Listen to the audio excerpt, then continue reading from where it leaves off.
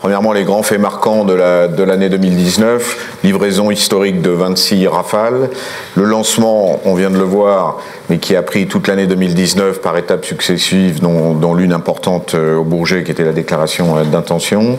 Au niveau des Falcon, la livraison et la prise de commande de 40 Falcon. Dassault a été reconnu numéro 1 d'un point de vue du soutien et du support de ses clients un petit peu partout dans le monde, dans plusieurs catégories, j'y reviendrai, et le déroulement nominal du développement du 6X pour une arrivée en 2022. Le contexte, je n'y reviendrai pas, vous le connaissez mieux que moi, contexte d'incertitude, qu'elle soit géopolitique ou économique, et j'ai même pas rajouté là la dernière problématique du coronavirus, forte tension au Moyen-Orient, les problématiques de guerre économique entre la Chine et les États-Unis, mais aussi entre l'Europe et les États-Unis, donc le rôle des organisations multinationales remises en cause, les élections américaines en 2020 qui vont ou pas perturber un certain nombre de choses. Un nouveau modèle pour l'Europe ou pas, puisque on a une nouvelle commission, un nouveau Parlement européen, une nouvelle Europe, puisque nous nous séparons du Royaume-Uni, donc la manière dont cette séparation et la manière dont on va renouer des accords entre l'UE et le UK à la fin de cette année, et la montée bien sûr des enjeux environnementaux, tout ça fait que l'environnement évolue assez rapidement. Donc on a vu livraison de 26 Rafale. Je vous rappelle qu'on avait 96 commandes de Rafale Export. On en a donc déjà livré 49. Il en reste 47 dans le carnet. Pour 2030, oui, j'ai oublié de le dire, pour 2020, pardon, on aura 13 livraisons. C'est lié au contrat. Les contrats sont séquencés comme ça, mais la cadence du Rafale reste autour de 2. Et on remontera ensuite fortement en 2021. Sur le système de combat aérien du futur, la première étape vient donc d'être signée. Alors il y avait déjà des études conjointes entre France et Allemagne qui avaient été signées, entre Dassault et Airbus en particulier, appelé le JCS, Joint Concept Study. Ensuite, on a lancé il y a quelques jours le démonstrateur qui en principe doit voler en 2026. C'est cette première étape d'étude réellement du démonstrateur dont le centre névralgique sera ici installé à Saint-Cloud et des équipes allemandes viendront ici sur un plateau à Saint-Cloud. L'Espagne va nous rejoindre aussi, puisque les Espagnols sont signataires maintenant avec les 2 autres pays de ces accords, et nous allons les intégrer en tant qu'industriels. La prochaine étape sera dans 18 mois, mais on se prépare dès à présent à préparer le lancement du démonstrateur au sens global du terme pour aller jusqu'en 2026 et couvrir la période d'essai en vol. Rafale France, on est rentré pleinement dans la période blanche en termes de livraison des Rafales pour la France. On était déjà à petite cadence France depuis quelques années, 3 l'année dernière. Donc cette année, en 2019, c'était 0 livraison pour la France et ceci va perdurer jusqu'en 2021. La reprise des livraisons pour la France se fera en 2022 avec la deuxième partie de la 4T, c'est-à-dire 28 avions qui s'échelonneront entre 2022 et 2024. Nous avons par contre les commandes France pour le développement. Le Rafale continue, comme ça a été dit dans le film, par standards successifs à se développer. Le F3R est devenu opérationnel. Nous avons lancé le F4 en tout début d'année et un avenant a d'ailleurs été encore signé en fin 2019 qui rajoute un certain nombre de fonctions. Donc nous sommes en plein dans ces développements. La tranche 5 du Rafale, elle, est prévue un petit peu plus tard pour arriver à des livraisons en 2027. Gros contrat de soutien, donc vous savez que la ministre a souhaité réorganiser la manière dont on faisait le soutien dans le domaine aéronautique, dans le MCO aéronautique. Des premières grandes applications, c'est la verticalisation, donc de donner la responsabilité à un avionneur pour faire le soutien complet d'un avion. C'est le cas avec le contrat Ravel qui a été signé en 2019, qui couvre à peu près l'ensemble de tous les équipementiers, de tous les contributeurs au programme Rafale, sauf le moteur qui est géré à part. Donc c'est un contrat assez important sur 10 ans d'à peu près 2 milliards d'euros que vous retrouverez bien évidemment dans la prise de commande. L'important dans ce domaine-là, c'est qu'on va mettre en place une manière de travailler avec les armées en termes de soutien, en termes d'échange de données, avec une plateforme, comme ça a été indiqué dans le film, que nous développons avec Dassault Systèmes et avec un cloud propriétaire et des manières de gérer qui feront que nous pourrons assurer la protection des données entre les armées et nous-mêmes. L'Eurodrone, on en parle beaucoup dans la presse, on verra s'il y a des questions après. Nous sommes donc engagés derrière Airbus avec Leonardo et d'autres à faire qu'il y ait un drone de surveillance européen. On arrive maintenant à la phase cruciale, c'est la phase de négociation finale. Ça fait déjà quelques années qu'on travaille sur ce projet. Maintenant, je dirais, si j'en crois la presse, qu'on est dans la finale de négociation commerciale et que ça pose des questions. Le Neurone continue son parcours. Le Neurone vole depuis 2012. C'est un programme à la fois du CAV, puisque le pilote est au sol, mais aussi de démonstrateurs de furtivité. Donc nous continuons avec des toutes petites équipes à faire voler ce drone de combat expérimental qui, jour après jour, démontre un certain nombre de caractéristiques très intéressantes et très importantes, y compris pour la préparation du futur dans le cadre du SCAF et dans le cadre du NGF, puisque tout ce qu'on a pu expérimenter, apprendre et développer se trouvera fortement appliqué dans le développement du futur avion de combat. Programmes spatiaux, nous nous intéressons particulièrement au programme Space Rider. C'est un programme de l'ESA qui a été confirmé lors de la ministérielle de l'ESA en fin d'année dernière en Espagne.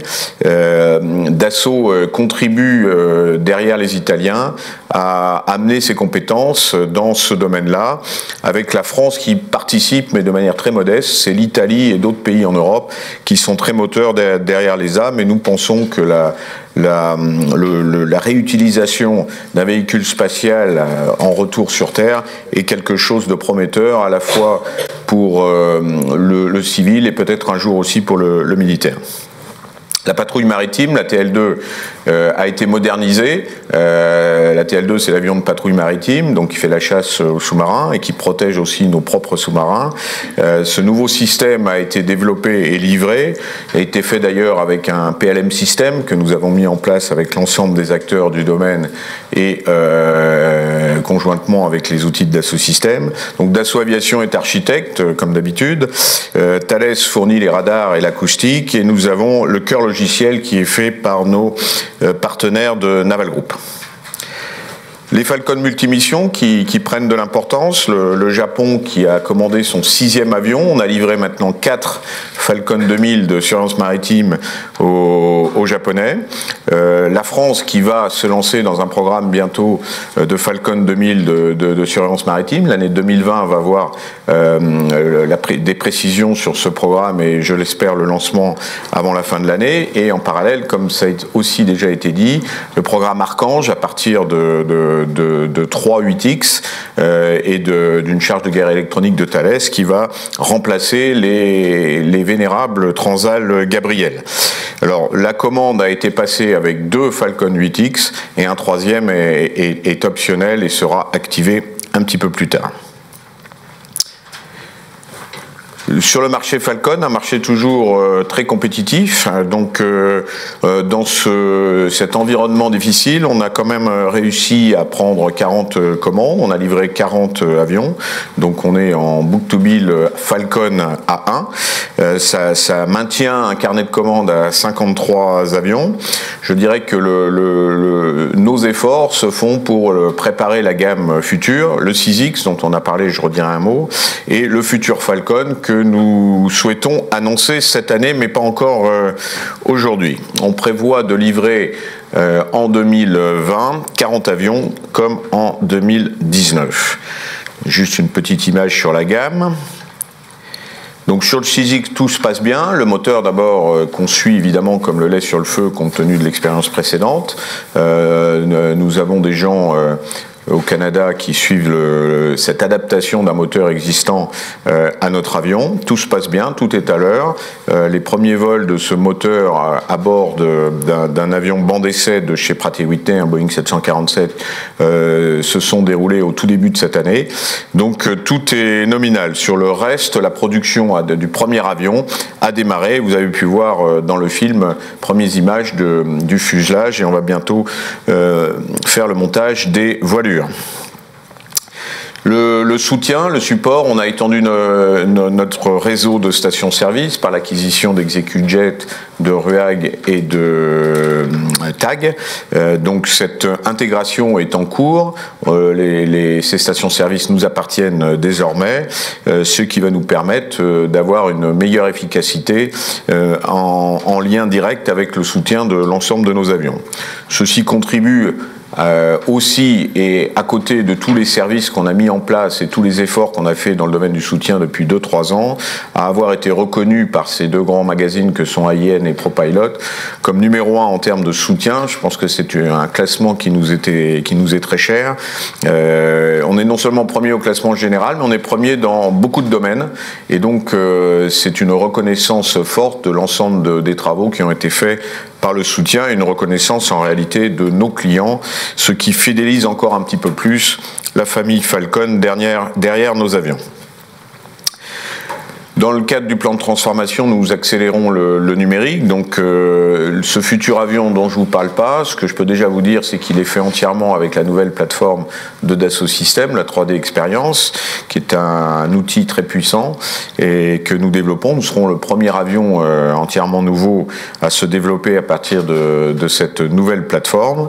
C'est aussi avec Dassault Systèmes la gestion du big data. De plus en plus de données sont disponibles, non seulement pour nos amis du bureau d'études, mais pour la fabrication, pour le soutien, et nous mettons en place des plateformes, on l'a vu dans le domaine militaire, dans le cadre du contrat Ravel, mais aussi dans le domaine du Falcon et du soutien Falcon, des carnets de santé avion par exemple, c'est un des services qui sont le résultat de la gestion de notre big data et de nos plateformes de gestion de données. Là encore, ça sera beaucoup de travaux à faire pour être capable de maîtriser ces données, de les protéger aussi, car la cybersécurité est un sujet important. Donc, un gros travail de transformation. Le pilotage industriel, nous sommes en train, comme le film l'a vu, j'y reviendrai, de moderniser les sites de la maison, de les spécialiser encore un peu plus, et nous souhaitons aussi un pilotage encore meilleur de cette chaîne de fabrication. Les transformations en termes de sites, vous avez l'ensemble de nos sites sur cette planche, donc je ne vais pas revenir dans le détail, mais par exemple vous avez vu Martignas, ça y est, c'est livré en 2019, ce nouveau site pour la pyrotechnie, le tripode. On a lancé à Mérignac ce bâtiment dans le domaine tertiaire, car nous allons équilibrer les travaux de bureaux d'études, de soutien entre Saint-Cloud et Mérignac. Saint-Cloud restera bien sûr le cœur d'une certaine manière du bureau d'études, et par exemple les plateaux de développement du NGF se feront là, un certain nombre de plateaux du futur Falcon sont ici, mais il y a des plateaux aussi de développement qui se trouvent à Mérignac, et quand je dis développement, c'est pas simplement le dessin de l'avion, c'est le dessin de l'avion, mais la manière dont on le produira, c'est ce qu'on appelle le bureau d'études étendu. Ce clin sera livré cette année, donc la transformation sera faite, et puis vous avez un certain nombre d'autres sites, dont Saint-Cloud aussi, qu'on va moderniser un peu, car Saint-Cloud est ancien pour sa partie que vous ne voyez pas d'ici, mais de l'autre côté, et qui permettra ce travail en plateau de manière beaucoup plus fluide. L'Inde, Nagpur, et bien sûr, l'ensemble de ces sites évolueront pour prendre en compte le futur Falcon, mais ça, j'en parlerai un petit peu plus tard dans l'année. L'Inde, juste un focus sur l'Inde, ça monte en puissance. Il y a un tout petit peu de retard parce que l'Inde c'est compliqué, c'est long, mais les choses se font. Donc on a déjà qualifié un certain nombre de pièces fabriquées en Inde de Falcon, comme le T1 par exemple. Donc la certification, enfin la qualification de ces pièces au regard des règlements aéronautiques a été faite. C'était une grande étape pour nous. Et maintenant on est en train de monter en puissance. On avait reconstruit un grand hangar à côté du hangar provisoire et nous avons lancé la construction d'un nouveau hangar pour prendre en compte le fait que nous allons monter en gamme dans ces fabrications, avec le T12 en particulier, pour aller vers un assemblage final et des vols dans les années à venir. C'est pas simplement Nagpur et la fabrication de Falcon, on fabrique aussi quelques pièces de Rafale, ça a débuté. Et c'est la supply chain, ça permet d'activer une supply chain en Inde. C'est pas simplement Dassault, c'est aussi avec nos sous-traitants, nos coopérants. Et c'est aussi dans le domaine des services. Nous avons ouvert un centre à Pune, à côté de Mumbai, dans laquelle nous avons une équipe d'ingénieurs indiens pilotée par des ingénieurs français. On aide aussi à la formation, puisque les Indiens se forment beaucoup dans le numérique, par exemple. Ils se forment aussi dans un certain nombre de domaines. Mais dans le domaine aéronautique, on les aide à monter leurs écoles dans ces domaines précis, que ce soit la fabrication ou l'engineering. Sur le RSE, on en parle beaucoup, donc nous aussi on fait un certain nombre d'efforts dans ces domaines-là. Je ne vais pas rentrer dans le détail, mais je vais vous donner quelques exemples. D'abord sur la mixité. Sur les 1500 embauches que nous avons fait au niveau du groupe, vous vous rappelez, je vous avais parlé de 1000 personnes embauchées, ça c'était dans la société mère. En réalité, donc on aura embauché 1500 personnes. On a réussi à embaucher 23% de femmes, sachant qu'aujourd'hui, Dassault est autour de 18% en termes de mixité homme-femme. Qualité de vie au travail, c'est aussi une évolution sociétale et Dassault y va aussi de son côté et ça favorise les embauches des jeunes. Le télétravail, les places de crèche que nous finançons et les conciergeries que nous mettons en place pour améliorer l'à côté du travail de nos salariés. On travaille aussi d'un point de vue environnemental, l'empreinte carbone, c'est plusieurs domaines. D'abord le développement, on cherche en recherche et technologie avec les autres sociétés du domaine en France dans le cadre du CORAC pour essayer de trouver les technologies qui permettront de voler plus vert demain. Dans le cadre de l'Europe aussi avec Clean Sky, les programmes de cadre de développement et dans le cadre maintenant du grand Green Deal qui a été annoncé par la Commission européenne. Nos ingénieurs cherchent. Alors, ils cherchent, ça ne veut pas dire qu'ils ont trouvé. On n'a pas encore trouvé la martingale qui fait que demain, après-demain, on est sûr de voler complètement vert. Mais petit à petit, ça vient. On vole déjà, ça vous a été indiqué dans le film, je tiens à le rappeler, on vole déjà avec des biocarburants. On peut voler avec des biocarburants. Après, c'est un problème de distribution de ces nouveaux carburants. Il y a des travaux qui sont faits pour le développement de carburants synthétiques. Donc tout ça, nous l'accompagnons. Nous travaillons avec les pétroliers dans le domaine en particulier pour essayer de préparer cet avenir et d'être capable d'adresser les demandes qui nous sont faites par un certain nombre de pays. La France, bien sûr, l'Europe, mais aussi ce que nous souhaitons faire en termes de profession, c'est de répondre aux standards de l'OACI, puisque l'OACI regroupe l'ensemble des pays du monde et nous pensons qu'en termes d'environnement, la bonne échelle, c'est le monde et pas simplement l'Europe ni la France. REACH, qui est un standard européen, nous sommes obligés de nous y conforter. Donc ce sont des grands développements. On développe par exemple la fin des chromates dans les peintures. On prend des peintures maintenant où il n'y a plus de chromates. Tout ça nécessite de trouver des matériaux alternatifs, il faut les requalifier. Donc c'est un gros travail qui est fait depuis déjà plusieurs années. Je tiens juste à rappeler que c'est fait quand vous êtes européen, c'est pas fait si vous êtes américain. Il y a d'autres standards dans certains États, parce que c'est État par État aux États-Unis, mais ça n'a rien à voir avec ces contraintes qui sont appliquées par REACH. Et quand je regarde au niveau GIFAS, c'est des milliards qui sont dépensés par les sociétés pour arriver à être conformes assez standard. Donc vous voyez, l'environnement, c'est quelque chose d'important. Il faut le faire. Il faut sûrement donner l'exemple, mais au même moment, il faut comprendre qu'on est dans un environnement économique aussi et compétitif assez fort face à d'autres sociétés dans le monde. Donc le level playing field doit être aussi d'une certaine manière respecté. Je passe aux résultats proprement dit de 2019. Donc, ça vous avait été annoncé en début d'année, 40 Falcon commandés pour 40 livrés. Donc, un book-to-bill Falcon qui reste à 53. En termes de Rafale, 0 commande de Rafale, 26 de livrés. Donc, le carnet de commandes passe de 101 à 75, la France restant par ailleurs égale dans ce chiffre-là. En termes de chiffres en particulier, donc une prise de commande à 5,7 milliards, comparé aux 5 milliards de 2018. Un chiffre d'affaires historique, 7,3 milliards, c'est le record absolu de Dassault, en comparaison avec le 5,1 milliards de 2018, et donc un carnet de commandes stabilisé à 17,8 milliards, en comparaison des 19,4 milliards. En termes d'autofinancement, la maison augmente son effort d'autofinancement en recherche et développement. Nous passons de 392 à 527 millions d'euros pour 2019. Vous voyez donc une grosse progression. C'est principalement dû au fait que nous avons 2 avions Falcon en autofinancement et en développement, le 6X qui est en plein pic de développement, et ce futur Falcon que nous avons lancé mais pas annoncé et qui commence à prendre aussi des moyens dans le développement. Alors je le dis aussi, l'année prochaine, 2020, cette courbe va continuer d'augmenter. Donc nous serons bien au-dessus 600 millions d'euros l'année prochaine, ceci pour prévoir, pour que vous puissiez vous aider à faire vos petits calculs de marge opérationnelle pour 2020.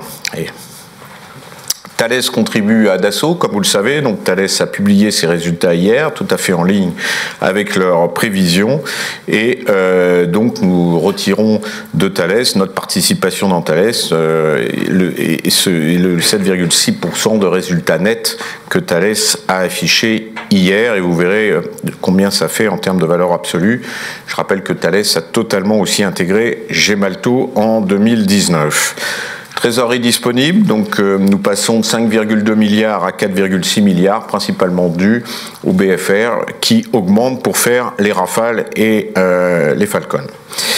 Le compte de résultat ajusté, donc un chiffre d'affaires de 7 milliards 341. Le résultat opérationnel se place donc à 765 millions d'euros. Là aussi, c'est un record. Ça fait une marge opérationnelle de 10,4%.